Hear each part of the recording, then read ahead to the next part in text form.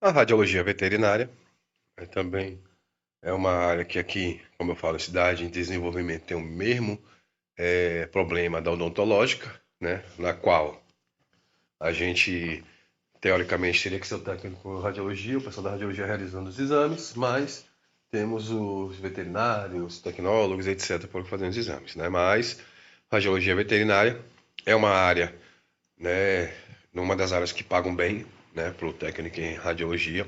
A gente não tem muito esse costume aqui, mas lá do Amazonas para baixo a gente já consegue encontrar até clínicas especializadas somente para isso, né? Então, o raio-x, como vocês podem ver aqui nas imagens, né, eles são bem diferenciados, porém existem vários posicionamentos. Existe posicionamento para felino, posicionamento para equino, posicionamento para canino, para ovíparo, para tudo, né? Então, a gente tem vários posicionamentos dependendo da espécie, né? Então, a gente é uma área bem gigantesca, tá? Na qual a gente não tem noção do tamanho que ela pode ir, tá? Então, radiologia veterinária é o diagnóstico por imagem em animais, tanto domésticos como os silvestres, né? Vocês podem depois estar lendo o textinho aí.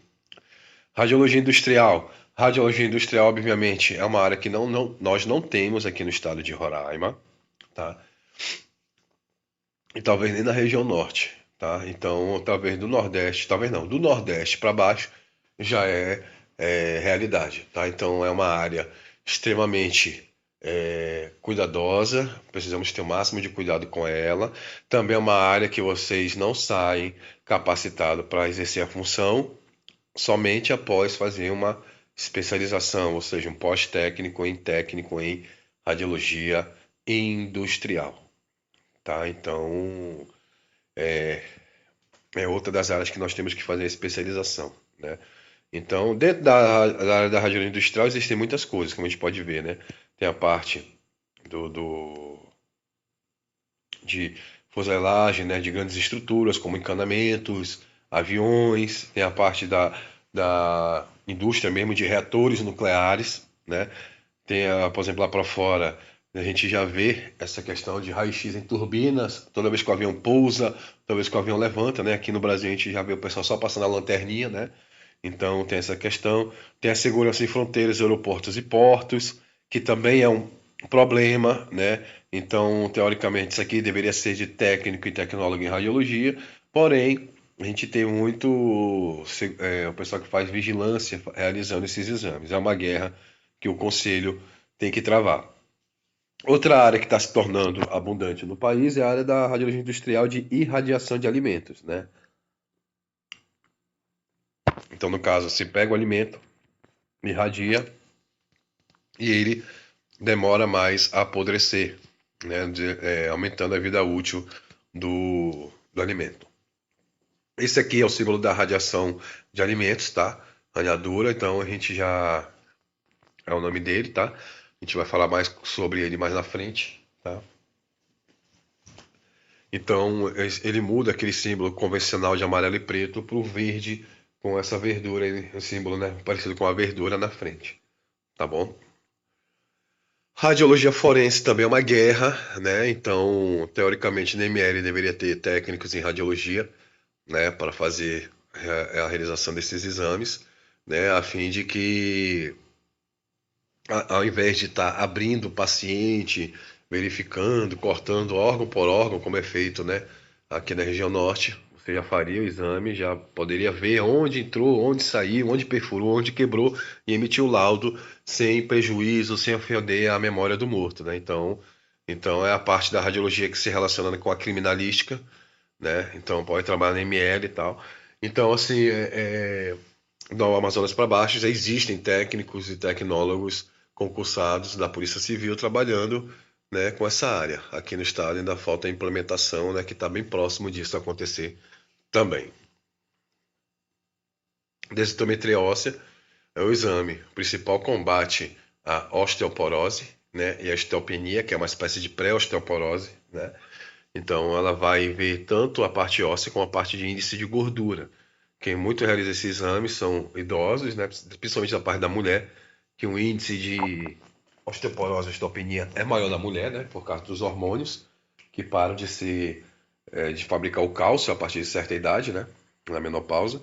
E jogadores que é para ver o índice de gordura, índice de gordura corporal no corpo, né? Então, densitometria óssea é isso, né? É o que está escrito no textinho aqui. Ressonância magnética, como vocês podem ver a imagem aí, ressonância magnética é o exame mais moderno da área da radiologia e o exame que mais evoluiu nos últimos tempos, tá?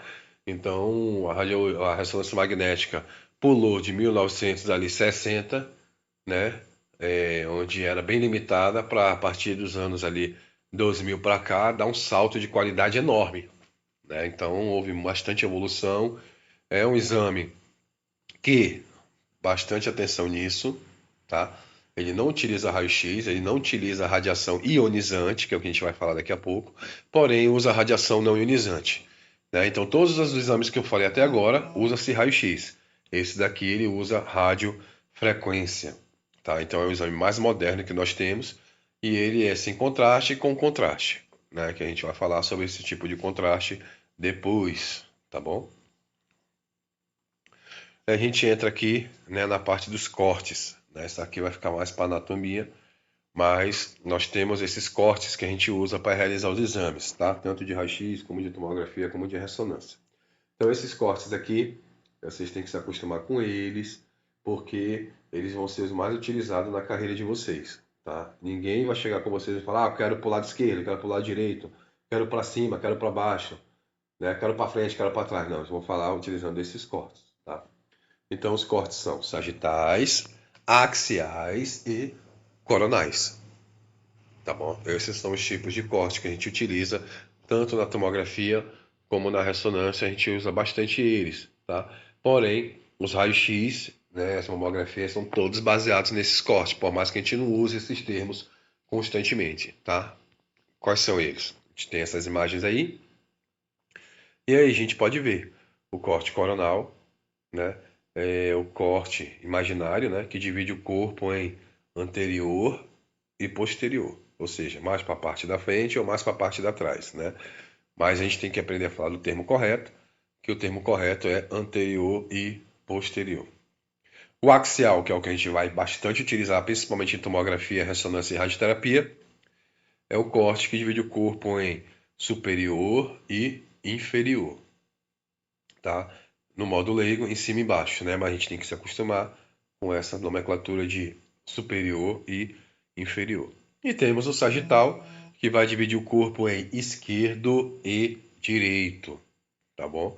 Então, esses são os cortes que a gente tem. Esses cortes aqui vocês vão ter bastante dele nas matérias de radiologia.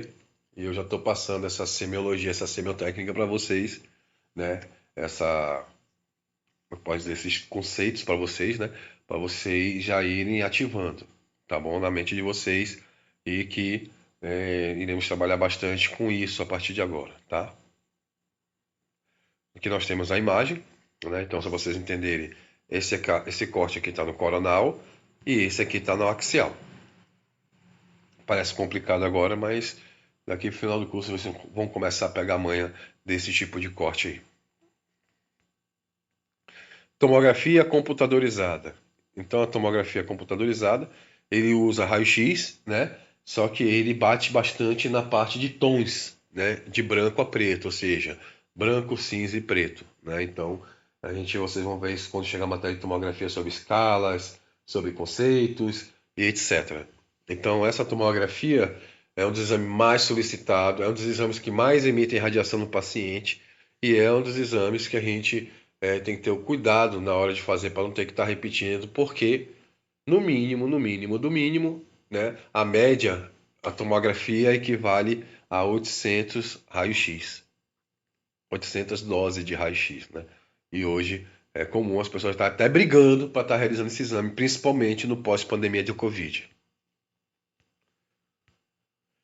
Aqui tem algumas imagens de tomografia, né? Na sala a gente vai esmiuçar melhor essas imagens, debater mais sobre ela, vou mostrar para vocês mais sobre ela, mas elas são do corte axial. A tomografia ela só faz exame no corte axial, tá? Tá repetindo a ressonância, não sei porquê, né? Mas vamos passar. Mamografia, né? Então, mamografia é bem conhecido, estamos se aproximando aí do outubro, né? então bem conhecido pelo Outubro Rosa, é o principal exame de combate ao câncer de mama, né? Então, a mamografia é o exame radiológico que vai ser feito para o diagnóstico das mamas das mulheres, em alguns casos dos homens, né? Vocês vão estudar isso aí na matéria. Não é tão comum, mas existe, né? É mamografia em homem. E aí que é para ver a questão dos nódulos, fibras, microcalcificações, né? Para detectar o câncer antes que ele apareça, né? Então vocês vão estudar aí na matéria, né?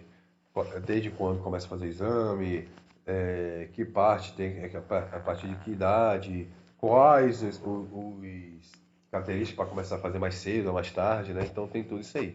E aqui a gente tem como é realizar os exames de mama, né? Parece também complicado, mas na sala eu vou mostrar para vocês qual é a diferença e vocês vão entender, tá? Hemodinâmica, né? Hemodinâmica, né? Principalmente aqui, né, na nossa cidade, né? A gente fala assim hemodinâmica, mas são os exames feitos para centros cirúrgicos, né? Então nós temos aí vários tipos, tá? Principalmente aqui na cidade, que nós temos aí os nossos motoristas 100%, né? Que, que dirigem de forma bizonha, né? Então toda hora tem acidente de moto, toda hora tem acidente de carro e o até um comentário mais né, esquisito que a moçada anda devagar aqui e anda se acidentando o tempo todo, né? Então comparado com outras cidades. Então assim, principalmente para cirurgias ortopédicas, cirurgia de coração, cirurgias de neurológicas, é usado esse tipo de equipamento. Então são equipamentos emissores de radiação na qual o médico vai fazendo o procedimento e analisando a imagem em tempo real. Tá? Também é uma área bastante em evolução aqui na cidade, né? Então, tanto para a cardíaca, como para a neurológica, como para a de ortopedia. Tem aqui um exemplo, né? De antes, uma artéria toda recolhida, né? Atrofiada, né? Entupiu. E aí depois, com o exame, ó, consegue desentupir, né? O exame mais o procedimento médico, tá? Consegue desentupir essa artéria. Aqui a gente tem aqui uma reconstrução 3D das artérias, né?